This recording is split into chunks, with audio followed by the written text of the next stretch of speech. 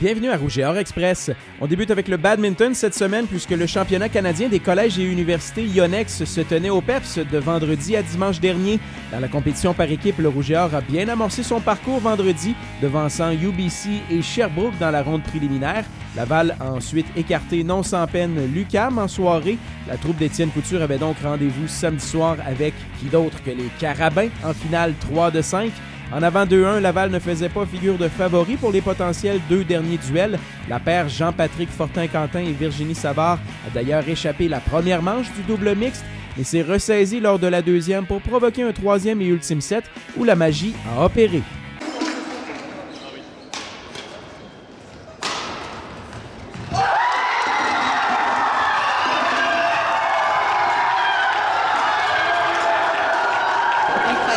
On ne peut pas demander mieux. C'est comme un rêve devenu une réalité. Ouais, c'est ça qu'on a réalisé à un moment donné. On s'est dit, ça là, c'est le tout pour le tout. C'est sur nous que ça se joue. Tous les espoirs reposent sur nous. Il fallait assurer, il fallait avoir confiance. Ouais, on avait trois games vraiment difficiles à aller chercher. Puis c'est là qu'ils allaient chercher. Ça se connaît. C'est une fierté incroyable, ça, de gagner pour l'équipe comme ça. Là. Après le premier set, je me suis dit, c'est pas vrai qu'on va perdre cette game-là. Puis on a un excellent coaching aussi. Là. Maxime Mélanger, Étienne Couture, ouais. On a tout pris ce qu'on pouvait prendre, puis on l'a remis sur le terrain. C'est la troisième conquête du titre national de l'histoire du club de badminton après celle de 2007 et 2008. Le programme Rouge et Or rafle ainsi un quatrième titre canadien cette saison après ceux en soccer féminin, football et cross-country masculin l'automne dernier. La portion individuelle du championnat canadien pour sa part permis à deux membres du Rouge et Or de se démarquer et faire leur chemin jusqu'en finale. D'abord en simple masculin, Philippe Giguère affrontait dimanche le double champion national en titre Jason Oshu. Ce dernier a remporté relativement aisément la médaille d'or aux dépens de Giguère, pour qui c'était une première expérience dans une finale nationale. En double féminin, Anne-Julie Beaulieu et l'ex-gloire lavalloise Stéphanie Pakenham faisaient équipe contre les premières favorites Michelle Tong de l'Université de Toronto et Joséphine Wu de l'Université de l'Alberta. Après avoir gagné la première manche, Beaulieu et Pakenham ont malheureusement échappé les deux suivantes. Malgré ces revers en finale, Philippe Giguère et Anne-Julie Beaulieu ont obtenu confirmation qu'ils étaient qualifiés au sein de l'équipe canadienne qui prendra part aux Universiades de Taipei à Taïwan en août prochain. Il y a 4 ans, j'avais eu deux matchs décisifs. Donc j'avais perdu les deux. Il y a 2 ans aussi, c'est vraiment un objectif que j'ai. Je suis juste trop contente.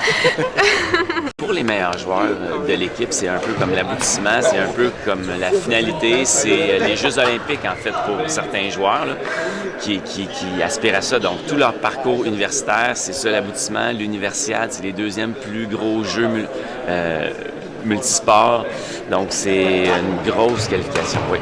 Ski de fond, les nationaux ont débuté sur les chapeaux de roue pour le Rouge et Or qui compte déjà 3 médailles après les 2 premiers jours de compétition. Alexis Turgeon a volé la vedette dimanche lors d'un 10 km très relevé, raflant la médaille d'or. C'était sa deuxième en autant de jours puisque la veille, William Dumas et lui avaient également grimpé sur la plus haute marche du podium lors du relais à obstacles. Dans cette même épreuve, mais chez les dames, le duo Camille Burbidge-Izquierdo et Christelle Pichard-Jolicoeur a pour sa part mérité le bronze. Les nationaux se poursuivent jusqu'à samedi prochain à Canmore en Alberta. Volleyball masculin, le Rouge et Or avait un adversaire de taille vendredi lors de sa partie quart de finale du championnat canadien U-Sport à Edmonton. Les Marauders de McMaster ont dominé les 2 premiers sets et semblaient se diriger vers une victoire facile, mais Laval s'est remis à jouer du volleyball de haut niveau, égalisant les chances lors des 2 manches suivantes. La troupe de Pascal Clément a même eu 2 points de match à la 5e, mais n'a pas su en profiter. Résultat, défaite crève-cœur contre McMaster. Laval passe à la ronde consolation. L'enjeu n'était évidemment pas le même le lendemain, mais ça n'a pas empêché le Rouge et Or de présenter ce dont il est capable. Même privé du passeur Ethan Ellison, incommodé par une commotion cérébrale, Laval a vaincu les Warriors de Waterloo en 3 manches, notamment grâce à un Vicente Paraguirre plus incisif dans ses attaques, un gain qui donnait le droit de jouer dimanche pour la 5e place. Et pas contre n'importe qui, les 2e favoris, les Bisons du Manitoba, surpris par l'Université de l'Alberta au premier tour. Les volleyeurs du Rouge et Or ont offert une bonne opposition, mais sont finalement tombés par 3-1. Les Lavallois terminent ainsi la compétition en 6e place, un échelon plus bas que leur résultat de l'an dernier à Hamilton.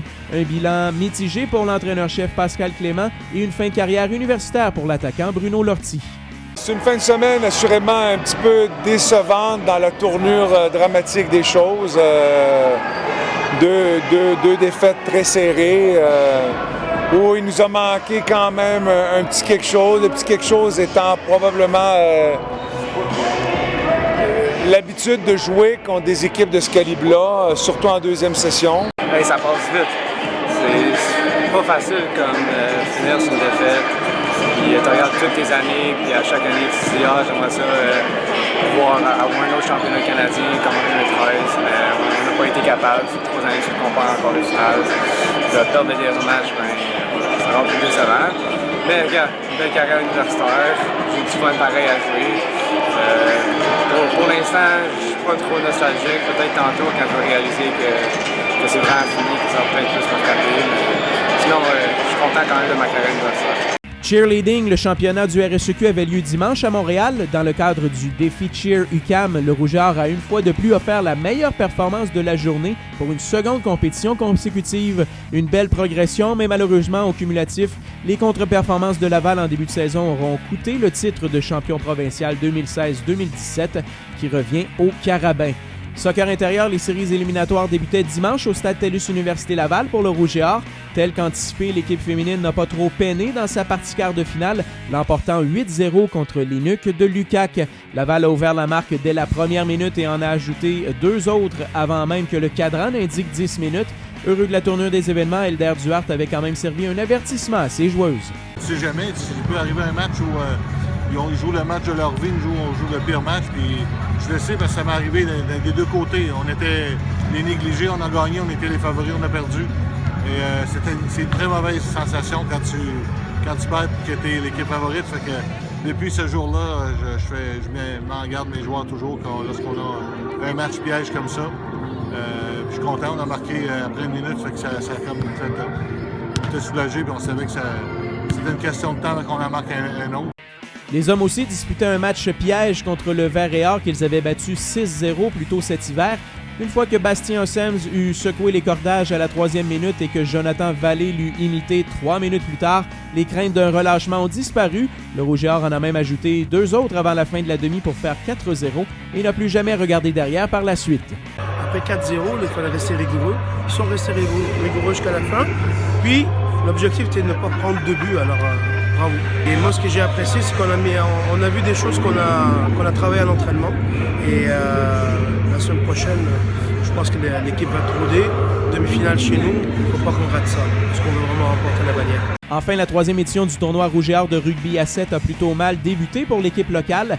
Laval a échappé son premier match du tour préliminaire samedi contre les Carabins, mais s'est drôlement bien repris par la suite, écrasant les Gators de Bishops avant d'en faire de même en demi-finale contre les GGs d'Ottawa.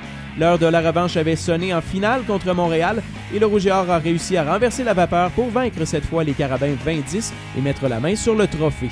La superbe performance au championnat canadien de badminton de Virginie Savard et Jean-Patrick Fortin-Quentin leur valent le titre d'étudiant athlète le groupe Sport Inter Plus de la semaine. Les deux ont joué un rôle durant toute la durée de la compétition et c'est bien sûr leur performance en double mixte pour procurer le titre national au Rouge et Or qui ressort du lot.